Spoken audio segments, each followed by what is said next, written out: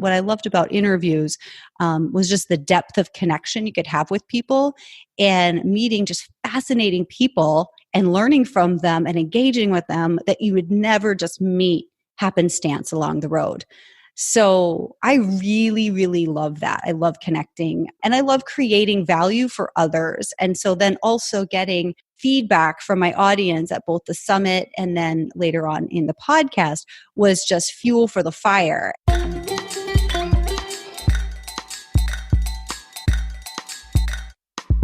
Podcast Junkies episode 223. Welcome back. I'm your host, Harry Duran, and hope you all are doing well in this wonderfully mad world of COVID that we find ourselves in.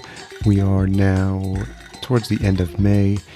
Things are starting to ease up a little bit, and I don't know if that necessarily means that things are ever going to be getting back to normal, but I hope you and your loved ones are safe and making the right choices based on the information you have at hand, and doing what it takes to stay safe and keep others safe around you, which I think is important. If you missed last week's episode, make sure you check it out. It's with Noah Labhart, founder of Variable and host of Code Story. We had a nice geek out section on all things podcasting and also the ups and downs of starting a company. And recently, Noah was nice enough to share the episode with his audience as well, which is always fun to see when the episode gets extra legs by guests repurposing it to their audience, which I love to see. Special thanks to our episode sponsor, Focusrite, and the wonderful line of Scarlett 2i2 sound cards. I was just coaching a new client on a show we're launching in the next couple of weeks and guiding them on the setup of their sound card. And they were really impressed at the control they had over the microphone and the headphones and the quality that having the Focusrite as their sound card provided. They specifically mentioned the warmth of the sound that was added by connecting their Samson Q2U mic to the Focusrite, which is a common setup recommendation for clients. Make sure you head on over to podcastjunkies.com/Focusrite to see the full line of products. This week, I welcome to the podcast Nicole Holland, who shares how she's handling her personal and business life during the throes of this global pandemic. Nicole and I met several years ago, I believe it was the first time, got connected again at Podcast Movement or Podfest. It's starting to be a blur now, I think, but most recently at Podfest. And it's memorable because it was the last conference that I've been at since everything hit. So my partner Natalie and I were actually on a plane from Florida on March 12th, where we had actually spent some time with Nicole at her house in Florida. And little did we know what was in store for us for the next few months. I'm glad to finally get her on the show. She shares her podcast genesis story and what she learned from her experience working as a corrections officer, which is really fascinating. She speaks to many influential mentors she's had throughout her life and talks about the ongoing projects she's got in the works with her clients as well. A couple of the topics that we cover are why mindset is more important right now than tactics or strategy, and why Nicole sees herself as a problem solver. She sees gaps. She's really a strategist by nature. Let's not forget that this episode is also brought to you by Fullcast. Fullcast.co is the website. If you need help with any aspect of your show, from launch to production and marketing, we can help. Schedule a free chat at fullcast.co/chat15 about your existing or new show. So let's jump into this conversation with Nicole.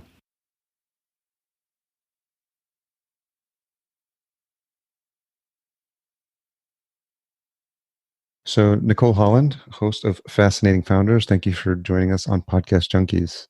It is my pleasure, Harry. Thanks for having me. We are in a post-COVID world right now, and I think we have to separate interviews or conversations or ways of life that we had prior to everything happening, and now this new world that we find ourselves in, which I think is interesting, fascinating, scary, hopeful, wide range of things happening. So probably best to just start off by asking you how you're doing and what the last couple of weeks have looked like for you.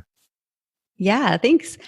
I'm kind of feeling this very similar, all the feels. So I think at this point, and we're recording on the 2nd of April, I'm tapped out on social media. Like I just can't see anymore. So I'm in marketing and I'm used to the atmosphere of marketing, and there's some things that I love about marketing and there's some things that about the industry that really bother me. And it feels like right now everybody is like in some kind of fear fact, not everybody, but it seems like there's a lot of people sort of trying to capitalize on the fear. And I think when people create, when people offer, when people do their thing in service to others to solve the problems, to solve for the fear, to create peace or alignment, that's good.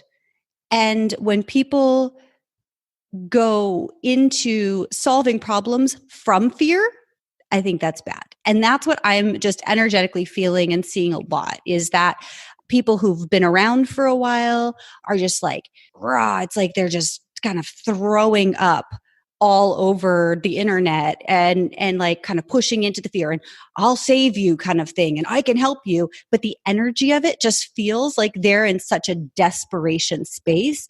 It's really challenging. I think there's a lot of good people who are just putting out a lot of garbage because they're not owning their humanity and able to say, okay, instead of going into like, how am I going to survive and what am I going to do? And I need to lead. And it's just coming from the wrong place.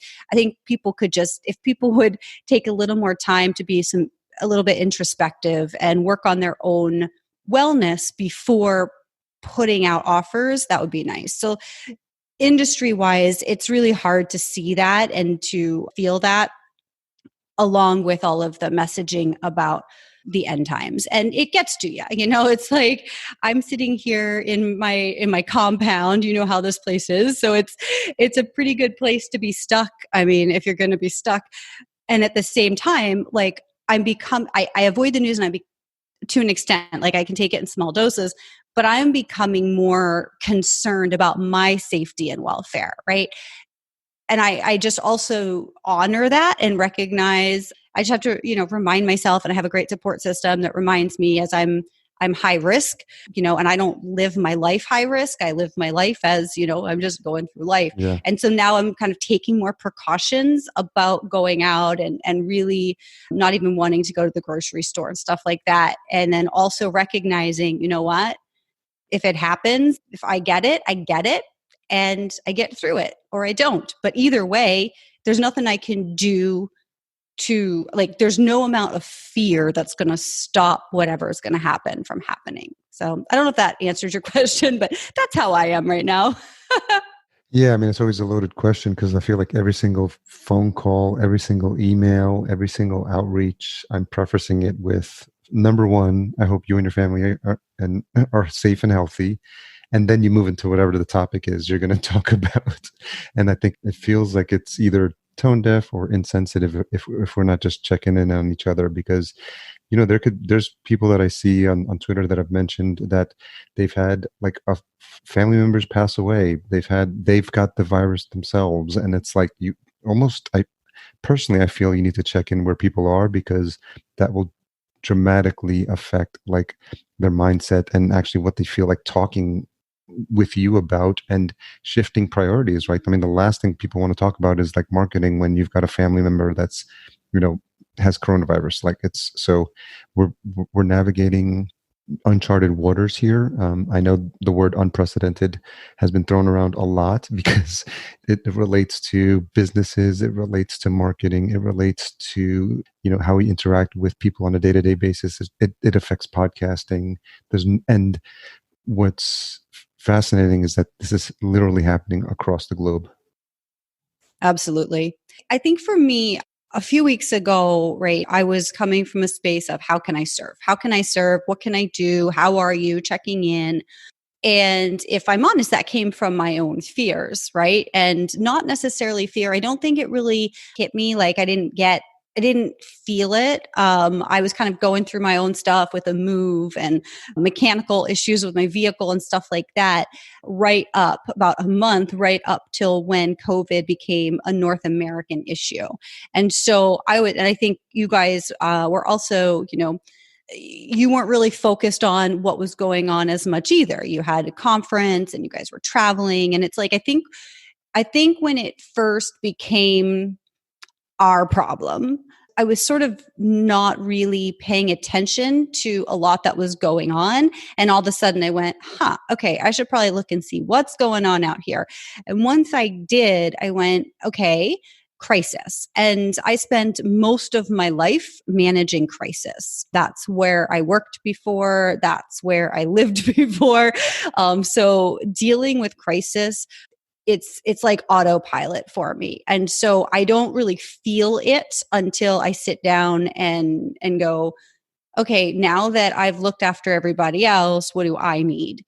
And what I come to figure out for me personally is when I did that and I started looking at what's going on more, I started becoming more susceptible to that fear of all the messaging and the media and everything.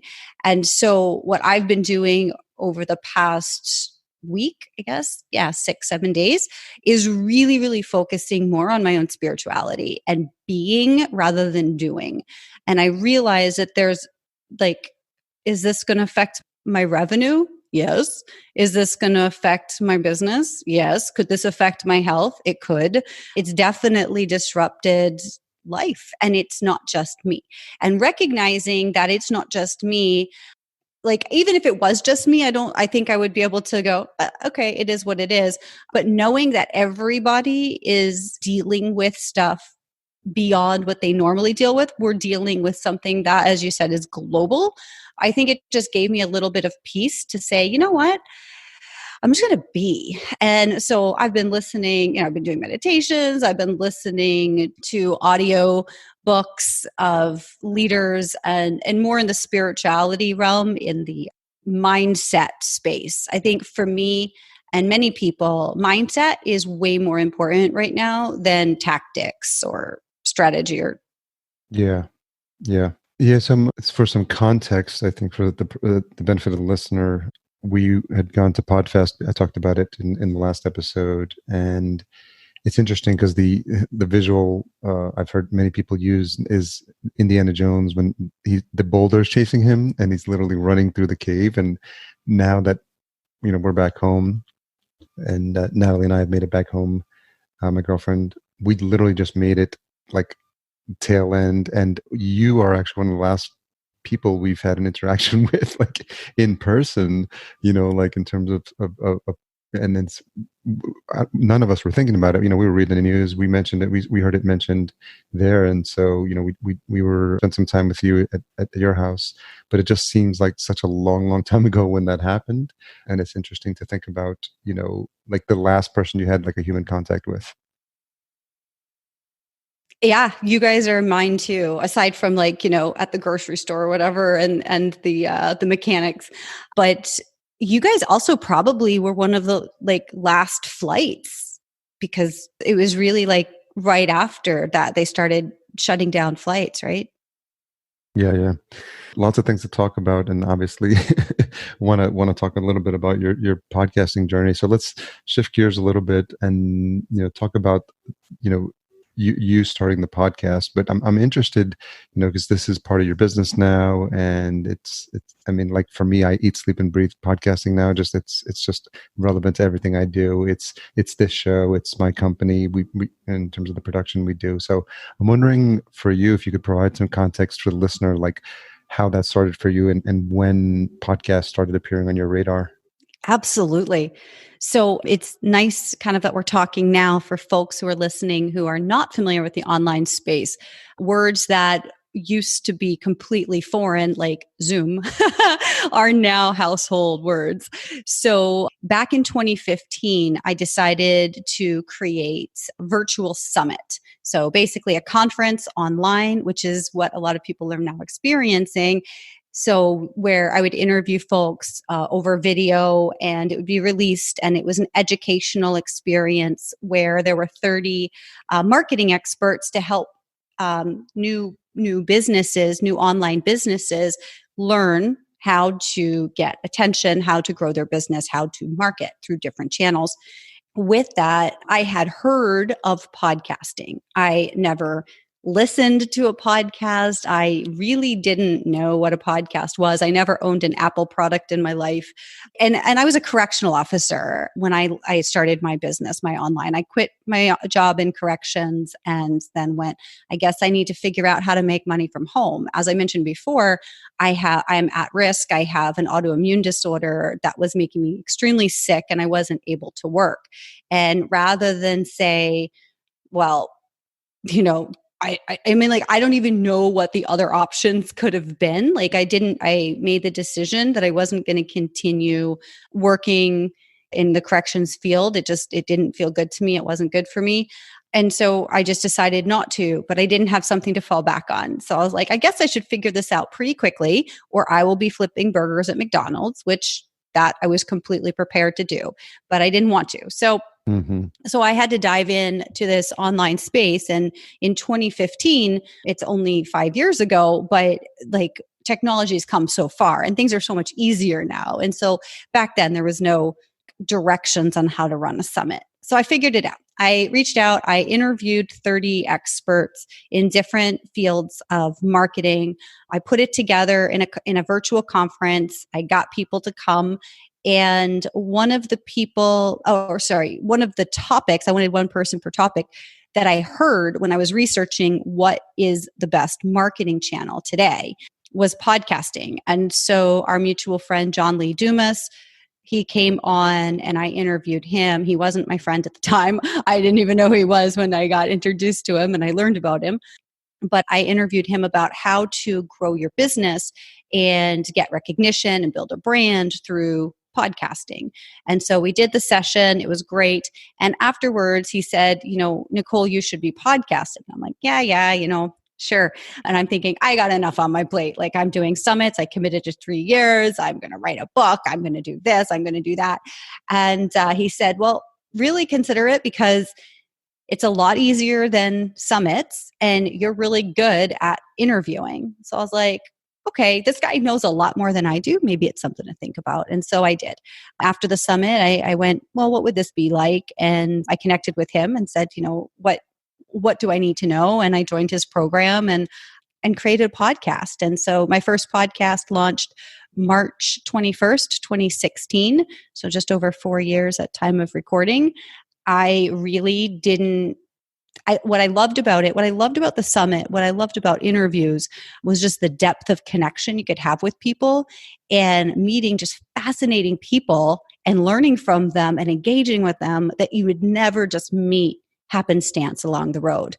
So I really, really love that. I love connecting and I love creating value for others. And so then also getting feedback from my audience at both the summit and then later on in the podcast was just fuel for the fire. And it was like the more I got that feedback that our messages mattered and that what we talked about mattered and it was changing lives and it was saving lives. It was like, oh my gosh, I love this. So my podcast started out 3 days a week. And over the past 4 years, I've started different podcasts. I've shut down podcasts. I've taken breaks from podcasting. But it was probably beginning of 2016, I started talking as I had been interviewing people. So I had the summit and then I had the podcast. I had been interviewing a lot of people and I was noticing some things that made a guest excellent and some things that made a guest very vanilla. And I started inquiring within myself about what that was. And also before starting to podcast, I was going on podcasts because I wanted to know what were best practices. I wanted to be in the interviewee seat. I wanted to learn from people who had already figured it out. And so with all of that, I was making a lot of hypotheses and testing things out and sharing with my guests, hey, if you do this, you're going to sound better audio wise. If you do that, you're going to connect with my audience better. Or, let's just pause that and let's redo that piece because my audience won't resonate with that message. And I really want you to connect. So things like that. I was just kind of coaching my guests just naturally. And they were very receptive. And then I started just connecting people and all the things. So I was teaching people and writing about it and talking about how to be a great guest, what I call podcast guesting as an activity for business growth from early 2016. And then that just people kept coming to me and saying, hey, do you know a great person that would be a fit for my show? Sure, I'd connect them. Hey, can you teach me this? Hey, can you teach me that? And so from there, I started teaching about podcast guesting and interviews that convert. My framework was born, and that became business. And then I believe it was late 2016, maybe early 2017. I had a guest who I just loved, and it was a company that I used their services. And I said, I believe like you guys need to be known by more people. You're so, you keep it so small. And he said, we like it that way. That's the way I want to keep it. And I said, but that's a disservice. There's all these people like me who've paid big bucks for, like a solution like Infusionsoft. And it was way more than I needed. But here you have something that rivals that for a fraction, and it's so much easier. I want to put you out there. And so he was the first one I listened to. People had come to me and said, oh, can you do this for me? I said, no. But he was the first one where he did not want to be introduced to other podcasters. He did not want to lift a finger or do anything to be a guest. But he said, if you will do it, because you're an advocate for me, I'll pay you to do it. And that's where my Done For You services started. Where do you think this ability to either listen empathically or understand how you could make people deliver or facilitate people delivering their message in a more coherent fashion? Where was that skill set born? And is that something that you've just kind of maybe naturally done, not in the podcasting world, but in your real life previously? Yeah, I think we're all born with our own gifts and graces. And you mentioned empathic, and that's just how I came out. And also just problem solver. Like I see gaps. I'm a strategist by nature all my life. From the time I was very young, I would see, here's what I would imagine, here's what I want, here's what I don't want. How do I get from where I am to where I want to be? And I would make it happen from early days, from young childhood, throughout my childhood, adulthood. I think that's just a natural gift that I didn't really recognize and appreciate until the past years. And I mean, I'm still not necessarily appreciating it fully, because I think we all feel like when something comes really naturally and easily, we don't see it as valuable as others. And that was really how I struggled to get into, to allow podcast guesting to be my business. I was sitting there looking for general marketing clients, right? Teaching people how to make irresistible freebies and lead magnets, and it was always still conversion, because I understand how to close that gap from what you want to what you have innately. But I wasn't focused, because I just thought, I love connecting people. I'm happy to connect good people. I love helping people. So I'm happy to make suggestions and give you advice, but I could never charge for that. Like that's not something I could charge for. Like I have to charge for coaching, right? Like there has to be a structure. There has to be something specific. And so it's taken a while, right, to recognize, and even with, podcast publishing. I mean, when I came in, I knew nothing and I didn't have a budget. So I had to learn. Actually, it's funnily enough, I didn't have a budget, but I still paid for somebody else to do it, because the idea of doing audio editing was so foreign to me and it freaked me out that I said right from the beginning, I'm going to hire somebody. And I did. And I paid somebody who I met through the program that I was in. And I wound up listening to an episode one day, because usually I wouldn't listen because I didn't like the sound of my voice. And I was like, oh, I'm paying her to do it, so I don't have to do it. But I had a guest who was a friend of mine, had never done an interview before, was really, really nervous. And so the night before it went out, I said, let's just hop on Zoom and we'll go through it together and you can hear it. So you don't have to have this freak out, And so we did. And we get towards the end where she's delivering her call to action.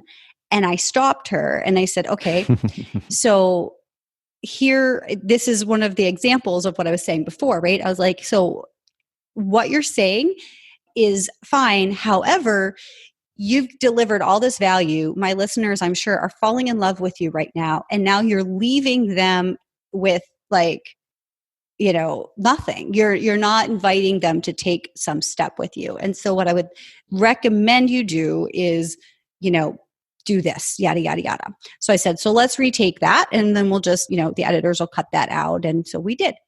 Well, this I'm hearing, and she's hearing with this final thing that's already scheduled to be published in like 6 hours. And I freaked out.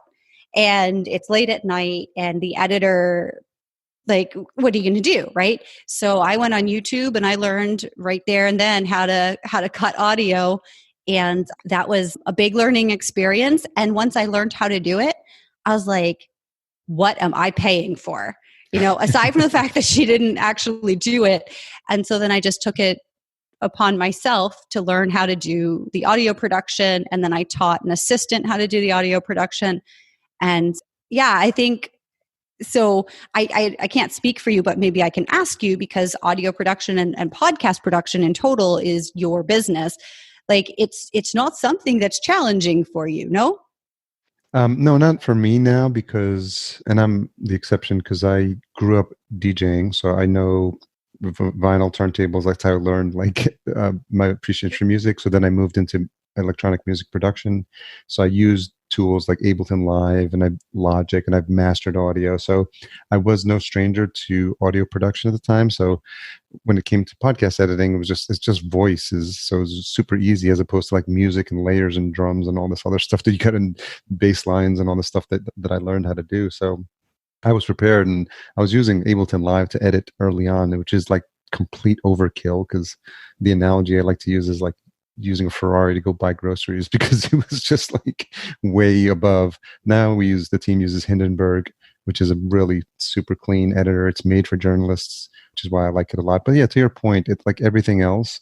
When you learn it and you see and you understand the basics, you're like, oh, okay, I get it. But if it is new to you, and people don't understand audio editing, or even, basic editing tools, or just basic software. I mean, there's people learning how to use Zoom, or people learning how to do Facebook Lives now. Right? So we sometimes underestimate when we take to technology easily, and I'm the type of person that does, versus people who are just, it's just enough for them to figure out even just how to record themselves on a computer, and so they don't even have to worry with the rest. But it does feel like a superpower and a nice skill to learn, which is what you are telling me you experienced. Yeah. And the funny thing is, like, so many people look at me and they're like, oh, but you're tech savvy. I'm like, I am no different than you. Like, again, correctional officer. Like, I'd never been on social media. I was a ghost. I was not looking to be a public person. Like, I was dealing with murders and rapists, right? Like, before I was a correctional officer, I worked in social services. I was doing crisis support. I was taking kids who were, I had a case that there was a hit out on a prostitute that I had to protect. And we were driving all over British Columbia, and there were only 2 people who could know our whereabouts at any time. So, like, I mean, I was not looking to be known, right? So it was a big leap for me to decide I'm going to use the internet to, and I should say too, I used to coach prior to getting into social services, or maybe in the middle, right? So Okay. I had 2003, I got my official certification as a transformational life coach. But it was, so I knew I had a practice in the past, and I had a corporate training firm in the past, and I had businesses in the past. But coming out of where I was at that time was I knew nothing about the internet. I knew nothing about online, but I had to figure it out pretty quickly, because I recognized if I was going to make money to live, I needed to learn. And so I just dove into everything. How do you make a website? Well, I got a course, how to make a website. And I just constantly looked for resources. And so yeah, I think when we tell ourselves this isn't natural for us, it's not an innate gift, we stop ourselves sometimes from having some breakthroughs. But when the things do come easily, because we have grown up with the turntables, and it's something that's just a skill you've practiced over and over and over.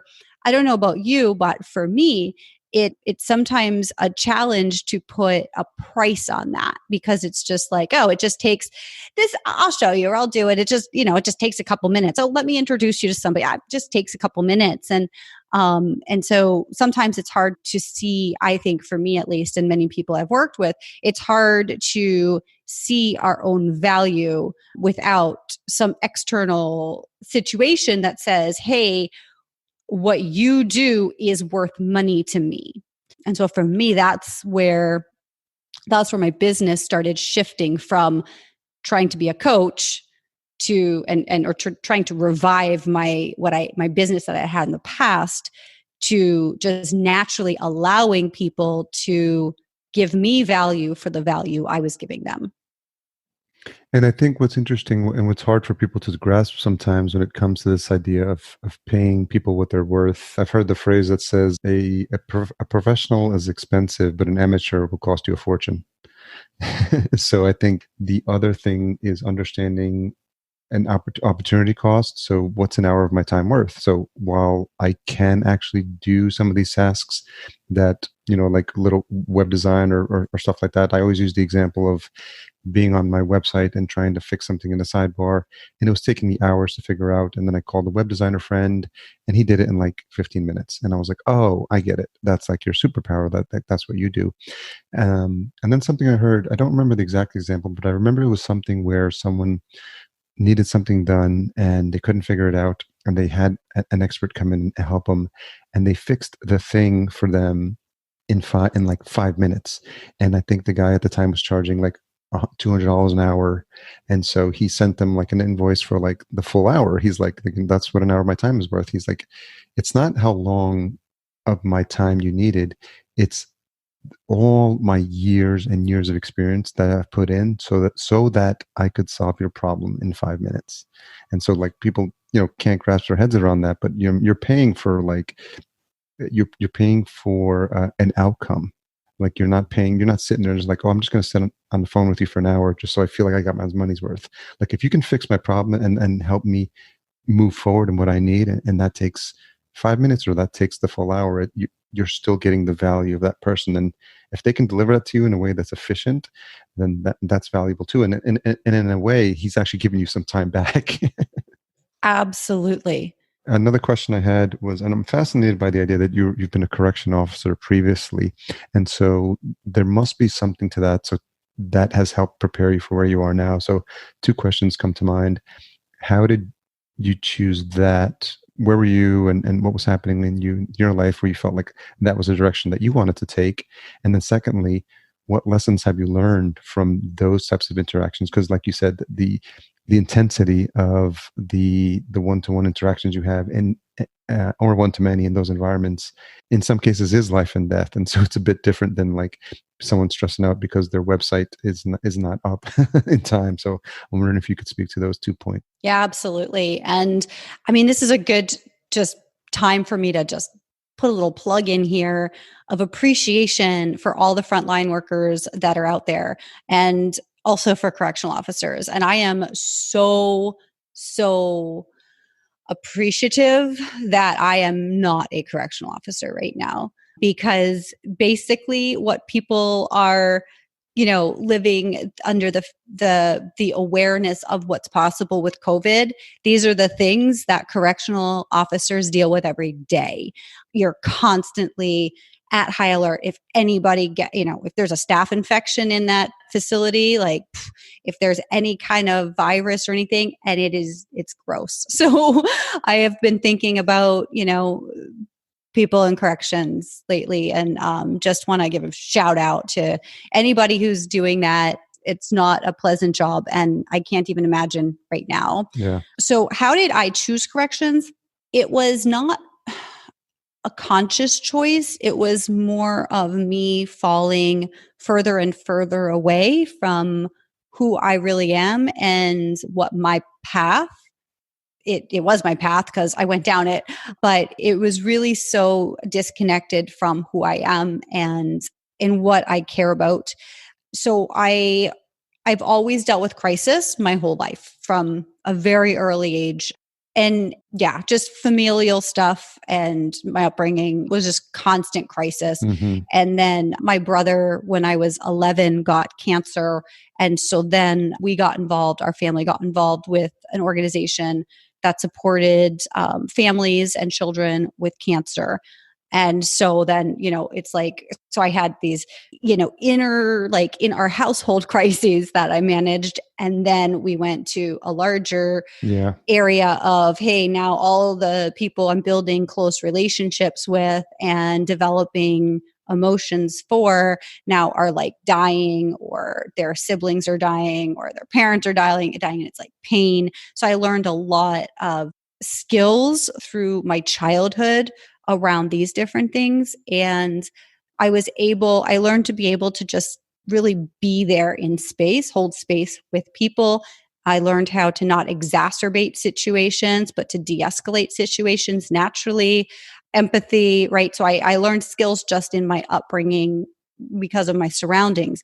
And then later on, I was able to recognize that I had a gift for working with people in crisis, and especially kids. Like, I really cared about working with kids in crisis. I really cared about helping kids make positive decisions. So I left home when I was 16 years old on my own. I faced a lot of different adversity and threats, and I never got into it wasn't who I was to do bad things. Like, I never ever thought to hurt people. I may have been angry, but I never did things that harmed others, or I never stole or anything like that. Right? Like, I didn't get into drugs, and most people who had the kind of upbringing that I did. And I recognized that. So, like, I knew I did not want to be in the situation I was. I figured out how to get out of it when I was 16. Well, I'd been, trying to figure it out before, but I finally had that opportunity. I was able to get out there and get emancipated at 16. I was going to school, and it was a really dangerous and scary place. And I made the decision to drop out of high school because I didn't want to die, essentially. And then I moved to another country just before I turned 17. And so I had a lot of life experience and navigating. And so when I would see angry kids or abused kids or neglected kids that were acting out, I got it. Like, I could, not every kid, but I found I was really drawn to kids that didn't know how to express themselves in healthier ways and were doing the best they could. And so I could relate to them. And so I wound up, I got into coaching, and I used to really focus on children and families when I first started, and relationships, because everything comes down to communication and people seeing things with respect for the other and through others' lenses. And I don't believe there's any problems that can't be worked through if both parties are wanting to. So I loved facilitating that. I loved helping parents recognize that their kids' behaviors were not attacking them. It was the kids' way of dealing with what they were dealing with, and helping people heal. I really loved that. And so that evolved over the years. I had a lot of different roles. I worked as an administrator at an alternative charter high school with kids that really just didn't do well in mainstream environments. And I worked in youth justice, so starting with alternative facilities. I worked in group homes and things that were really frontline. And I did administration, but I loved the front line because I got it. And so that just, I loved it. I loved working with the kids. It was tough sometimes. So I also balanced that with other things, but that led me, so working with people, coaching, and really helping with the communication and working with the youth in crisis led me deeper and deeper down the rabbit hole. So I wound up, when I was in Arizona and I was working in youth justice, and then I moved to Vancouver. Mm-hmm. And when I first got to Vancouver, I was looking at starting my coaching practice again using the internet, which I was just learning how to build a website then in 2007. 24/7 as well.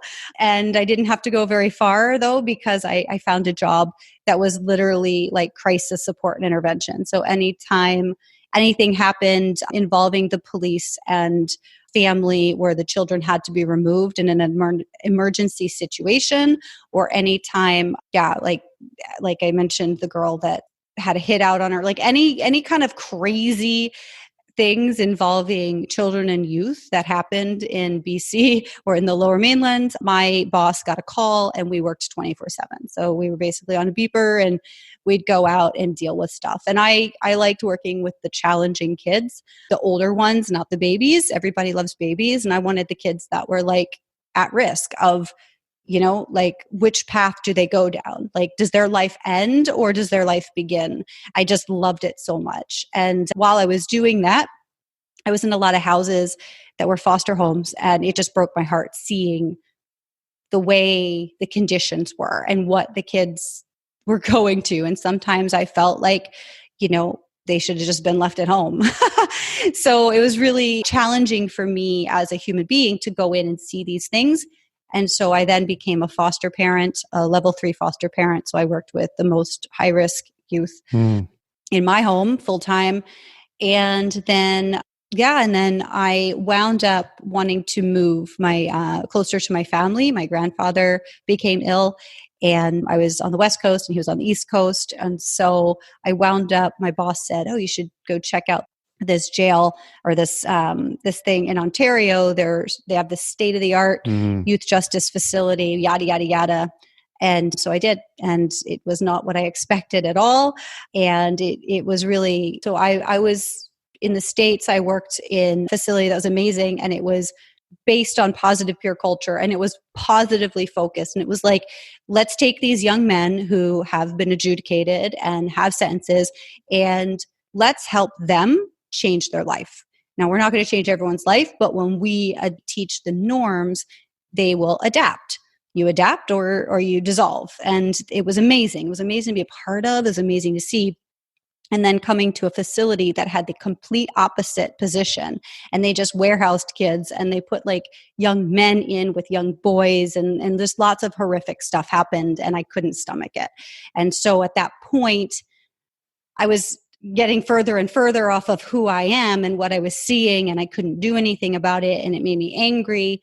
And then from there, I had the opportunity to go into the adult system.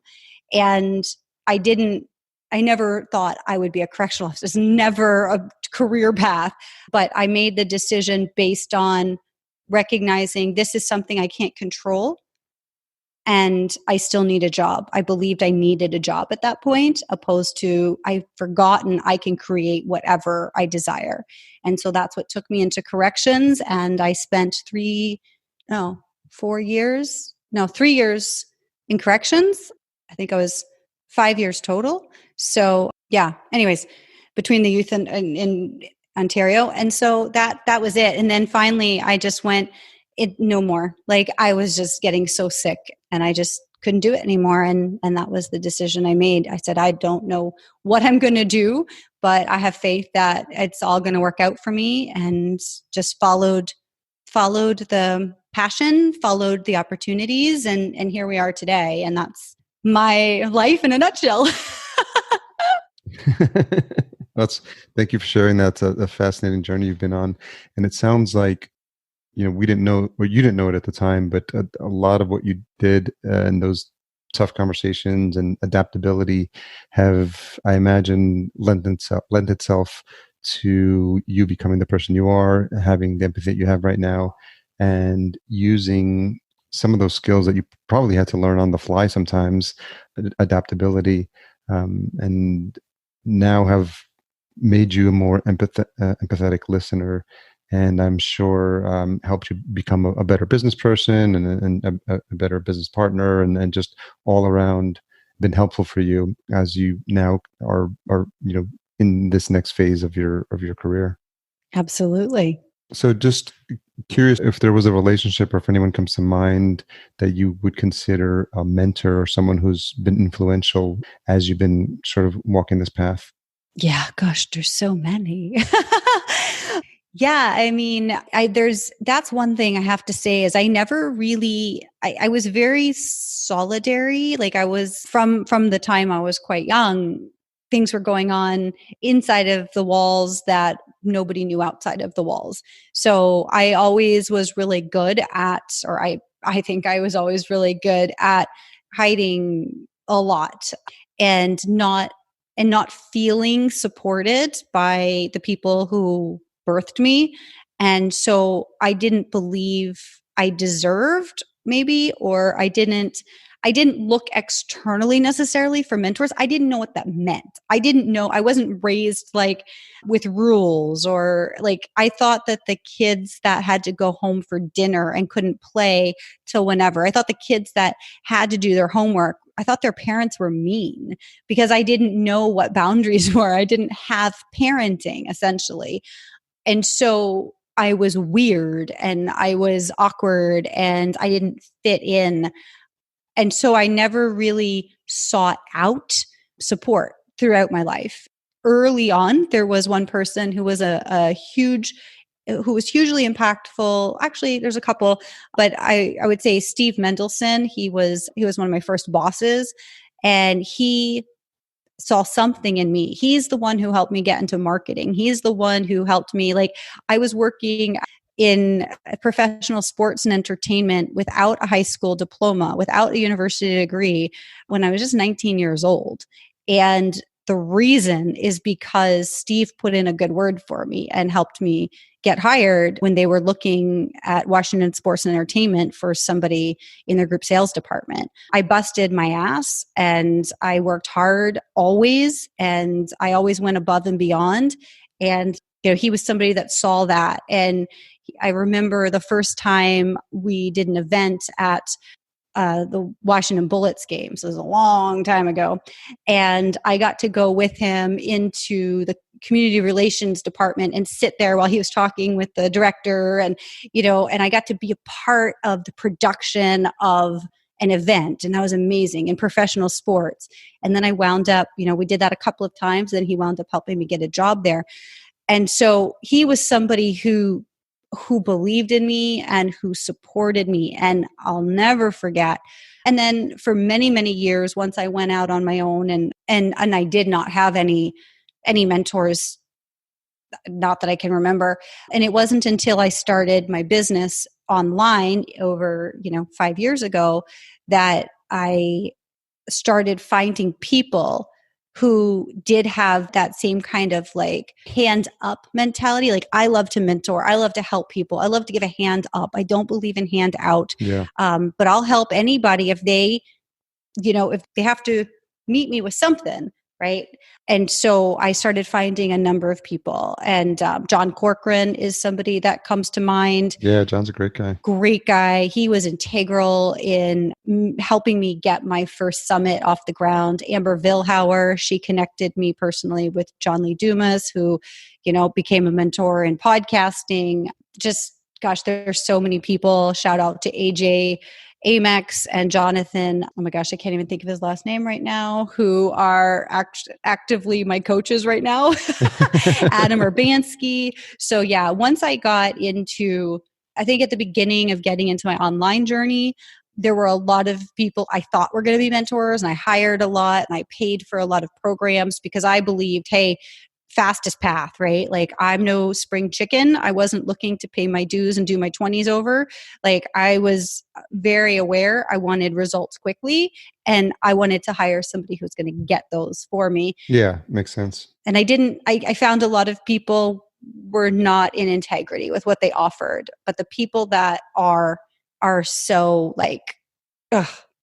Yeah, and that's the thing. I think as entrepreneurs, we all, when we're coming into this world, we try a lot of things that don't work. You have to spend thousands of dollars on programs that don't work, and we think they're going to help us because there's no one to give us that guidance as to what to avoid. And I think what we can do as entrepreneurs, and that's why that question is always relevant for me in terms of mentors, because like, who are the people who helped us along the way? Because I think then we find ourselves in a position where we have new people now.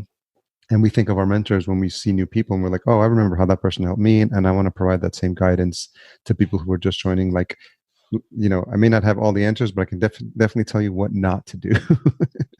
I love that you're saying that, because I think even now more than ever, and it goes back to what I was saying at the beginning, is like what I'm seeing online and all the marketing and stuff. It's like now we have more than ever, in such an amplified way, all these people who are out of desperation looking at, I've got to create something. I've got to take care of my family. I've got to figure this out.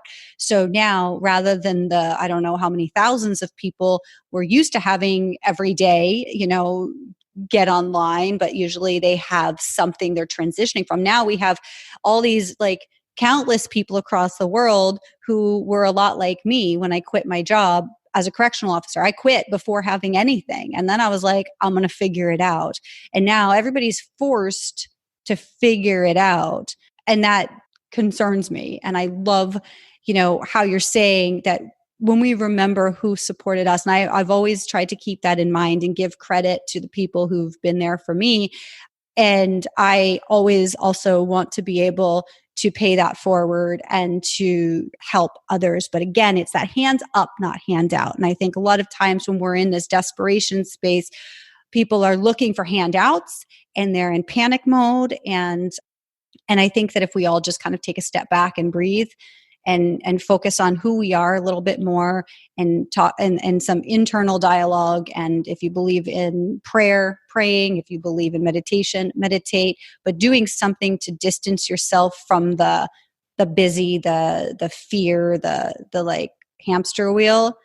I think that every one of us in our core wants to do good and wants to give a hand up to somebody.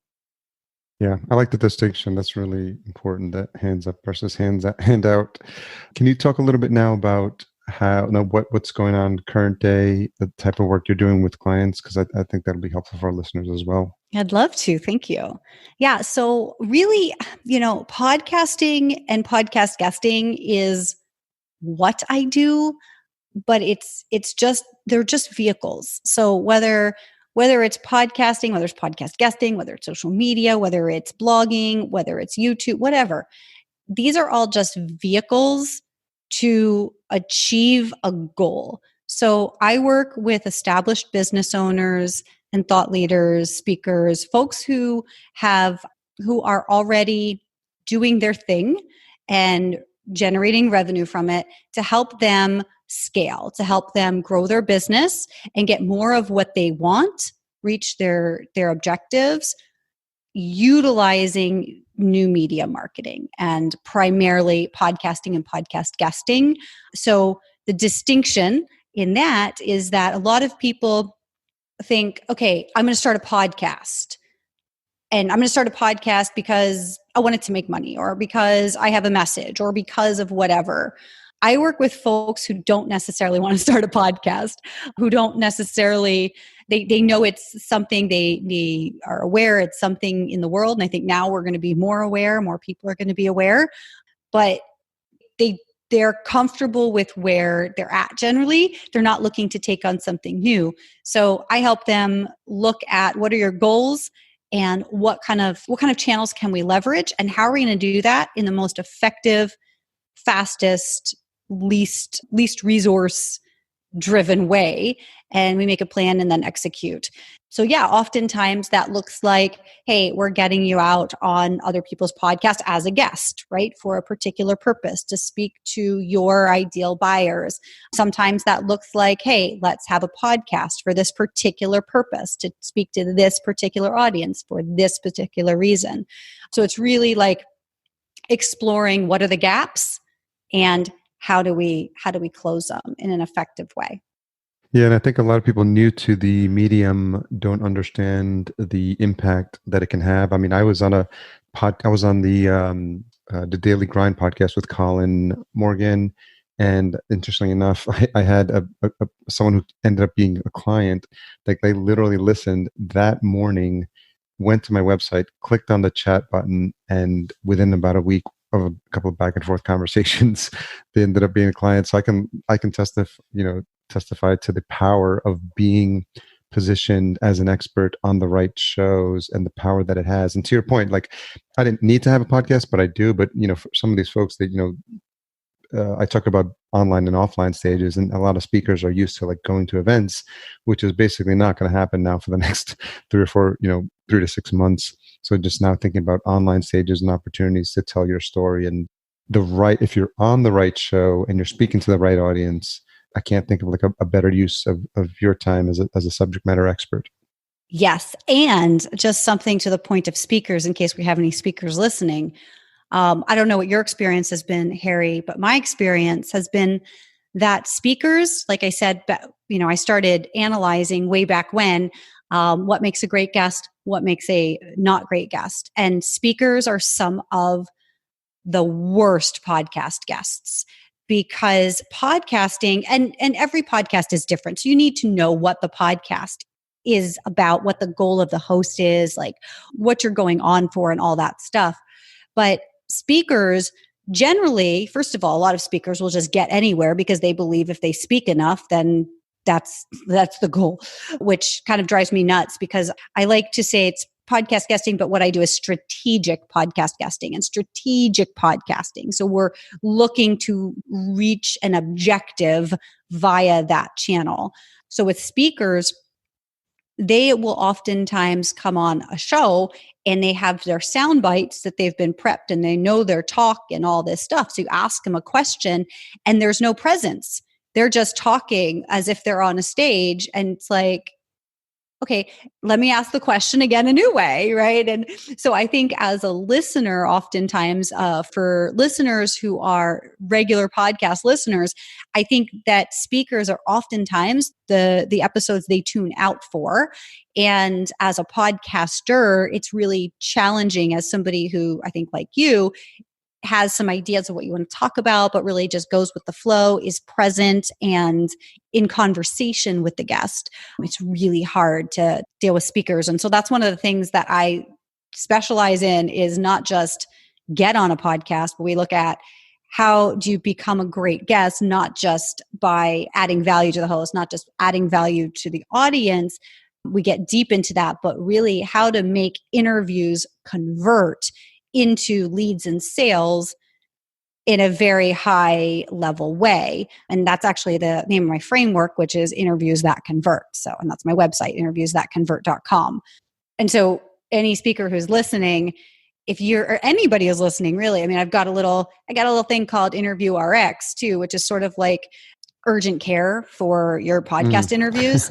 Okay. We triage and we go, what's going on, and diagnose. Because a lot of podcast guests, and not just speakers, but most podcast guests go on podcasts and never, ever convert from podcasts. So there's definitely specific mechanisms and things that you can do to make podcast guesting and your opportunities pay off for you. And that's one of the things that I help people with. Very helpful and very relevant in today's environment. So thank you for sharing that, Nicole. Thank you. A couple of questions as we wrap up. What's something you've changed your mind about recently? Oh, this is actually really relevant to podcast junkies. I had a show that I started in 2016. I retooled it for 2019, had a number of technical difficulties, and it disappeared. And it wound up being a huge drain on my energy, and I just gave up on it. And I was going to start a new podcast. I think we were talking about this when you were down here, actually. But over the last few days, or over the last week, in talking with, shout out to Rob Walsh over at Libsyn and Rob Greenlee. These guys have been hugely, hugely helpful for me. I decided to revive the old show. So I'm not sure what the new name is going to be. I'm not sure exactly when I'm going to get it up there and get new content in, but that's something I've changed my mind about. I was really like, I just need to burn it all down and start fresh. And now I see new life and opportunity in taking my old baby that I've neglected and buying it some new clothes. Very cool. What's the most misunderstood thing about you? I don't know. Maybe that, I don't know. A lot of times, and actually, shout out to Natalie, your girlfriend who did my photos. I don't just naturally smile. Like I smile a lot. And like when I have something to smile about and I'm very happy, I'm a very happy person. But I think I have like the resting bitch face. And in getting the pictures back from her, I was like, oh my gosh, I look like mean. And I think that's something that maybe people are off put by my face sometimes. I don't know. I am very That's funny. serious when it comes to work. Like I don't find humor in a lot of things that people find humor in. I don't find humor in Yeah. racial or ethnic or any kind of like a lot of times people say things they think are funny and I don't and I don't pretend to. So I think people just think I have no sense of humor. I mean, I don't know. Well, I'll vouch for you and say that you definitely do, having hung out with you a couple of times. So, regardless of what they see, that you do have a good heart and good intentions. Thank you. So, thank you for sharing this. I think we're definitely in some interesting times. So, I appreciate you taking the time to come on, and I'm glad we were able to make this work scheduling wise. So, where's the best place for folks to connect with you to find out more about interviews that convert? Yeah, they can come right over to interviewsthatconvert.com, go to social media, look for Nicole Holland. I have purple hair. I'm actually telling you what I tell people not to do, which is not just say, hey, just find me wherever, but really like just reach out. I'm not going to set up some crazy landing page or anything like that. Just reach out and let's have a conversation. You can do that on my website. You can do that on social. Yeah, and you've shared all in the social sites with us as well, and we'll make sure all those are in the show notes so people can connect with you. So, Thank you so much. Yeah, thanks again, Nicole. Stay safe in these crazy times, and looking forward to the opportunity to meet and connect in person again. Who knows when that'll be? Definitely. Still hoping that Dallas works out, hoping that we'll see each other for podcast movement. Thanks again. Thanks again to Nicole for getting us caught up on everything that's happening since we last met pre-COVID and how things have changed wildly. It's an inspiring story, especially when you think about the job that Nicole had before as a corrections officer and how her life has changed since then because of the way she challenged herself to find a new career and find a new direction in her life and in her business. A truly inspiring story. Podcast production and marketing provided by fullcast.co. Feel free to set up a free consult at fullcast.co/chat15 to see how we can help you with your podcast. Intro and outro music composed by Cedar and Soil. cedarsoil.com for his complete list of music. Special thanks again to our sponsor Focusrite and the wonderful line of sound cards, notably the Scarlett 2i23G sound card, which is my go-to for every episode. Stay tuned next week for my conversation with Chris Dufay. Chris and I connected through a mastermind we're part of called Black Belt. He lives in Bali currently, and he's an amazing entrepreneur who's had an incredible success, even post-COVID. So we talked a little bit about the mindset that was necessary to change direction and pivot as a business owner. And interestingly enough, he coaches gym owners, which were hard hit, if you can imagine the challenges of having a business that requires people to show up in person. So it's really fascinating discussion. So if you're an entrepreneur and love these types of conversations, make sure you tune in next week. If you made it this far, no doubt you're waiting for the retention hashtag. Let's go with Fascinating Nicole, hashtag Fascinating Nicole, NICOLE. You can tag us at podcast_junkies and Nicole at Nick Z, the name. So it's Nick's the name. And that's NICZ as in zebra, the THENAME. Thanks again for all you do to support the show. Stay safe, and we'll talk next week.